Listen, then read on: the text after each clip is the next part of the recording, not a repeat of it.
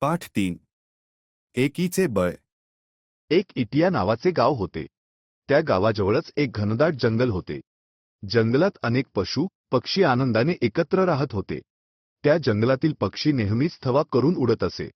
असेच एकदा सकाळी त्या पक्ष्यांचा थवा दाणे टिपण्यासाठी निघाला.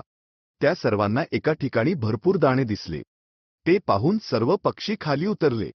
ते दाणे एका पारध्याने जाळ्यावर टाकले होते. याची कल्पना त्या पक्ष्यांना अजिबातच नव्हती.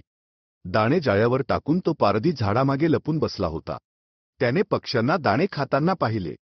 त्या पारध्याला सर्व पक्षी आले आणि दाणे खाऊ लागले हे पाहून मनापासून खूप आनंद झाला.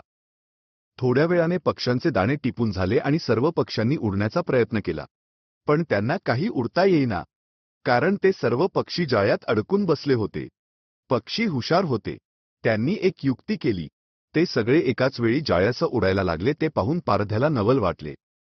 पारधी जमिनीवरून पक्ष्यांच्या मागे पळायला लागला. पक्षी उंच उडू लागले. हा सर्व प्रसंग एक साधू महाराज पाहत होते. साधू महाराज पारध्याला म्हणाले, तू उडणाऱ्या पक्ष्यांना कसा पकडणार? ते पक्षी काही तुझ्या हाती लागणार नाही. पारधी म्हणाला, खरं आहे महाराज तुमचं. त्यावर साधूने पारध्याला सांगितले, एकटा पक्षी जाळे घेऊन उडू शकला नसता. सगळ्या पक्ष्यांनी मिळून प्रयत्न केला म्हणून ते उडू शकले.